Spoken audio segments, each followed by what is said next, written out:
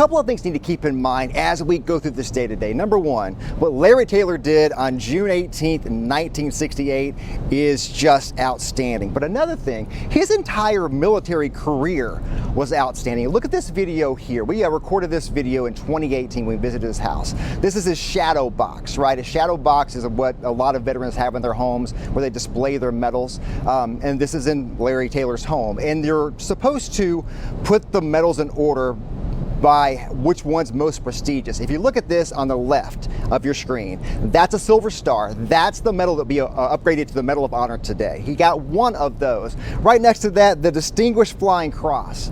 He has 4 of those. Next to that is the Bronze Star, has 1 of those. If you were zooming out just a little bit, you would see the Air Medal. He's got 44 of those.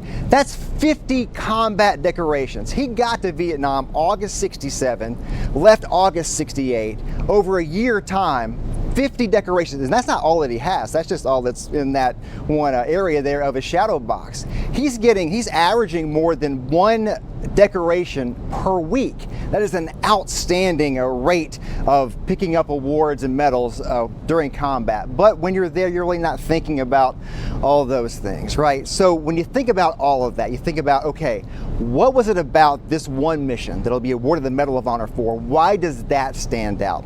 A couple of things here. Number one, he saved 4 men's lives on that night in June of '68. He risked his life to do it, right? They're in a firefight. The way General B.B. Bell explained it, they were dead and they knew it. That's what he said. They were dead and they knew it. He goes in, he lands his helicopter in a firefight, and he picks them up. They grab onto the struts and the skids and the rocket pods and pull them out of danger there, right? So they do that, but what else is super interesting about all of this? It had never been done before in combat.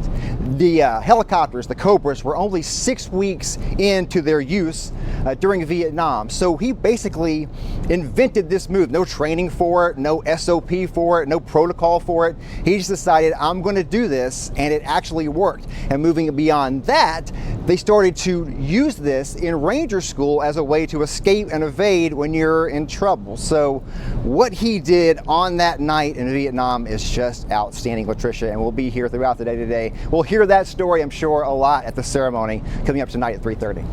Josh, that story becoming well known to our community right now, but not to you. When did you meet Larry Taylor and first hear this amazing story? I met him in 2018, right? And he was talking in a Vietnam then about this story. And the interesting thing, Patricia, is I went up to him that day and I said, I want to interview you. That's an amazing story. And he agreed to do it, but the group behind this mission to get in the Medal of Honor, they were afraid media coverage might mess that up. So we held onto that thing for 3 years, waiting for this to play out, and eventually it was not moving forward, and they wanted to get some attention. So we put it out there in 2021, and since then, things have really taken off for sure. And one of the ways you've gotten his story out there is your Tomorrow Town, Tennessee podcast. I was re-listening to it this morning on the way to work, and one of the things that stuck out to me, he said, I was scared, but I did it anyway. What a lesson for us all and for people watching him get that award today.